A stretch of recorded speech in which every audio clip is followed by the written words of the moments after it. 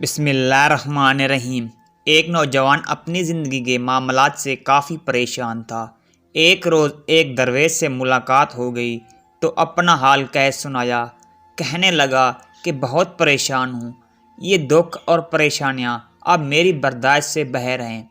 لگتا ہے شاید میری موت ہی مجھے ان غموں سے نجات دلا سکتی ہے۔ درویش نے اس کی بات سنی اور کہا، جاؤ اور نمک لے کر آؤ۔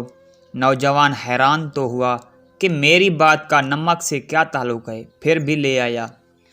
درویش نے کہا، پانی کے گلاس میں ایک مٹی نمک ڈالو اور اسے پی لو۔ نوجوان نے ایسا ہی کیا تو درویش نے پوچھا، اس کا ذائقہ کیسا لگا؟ نوجوان تھوکتے ہوئے بولا، بہت ہی خراب، ایک دم کھارا، پینا بہت مشکل۔ درویش مسکراتے ہوئے بولا، اب ایک مٹی نمک لے کر میرے ساتھ اس سامنے والی جھیل تک چلو۔ صاف پانی سے بنی اس جھیل کے سامنے پہنچ کر درویش نے کہا، چلو اب اس مٹی پر نمک کو پانی میں ڈال دو اور پھر اس جھیل کا پانی پیو۔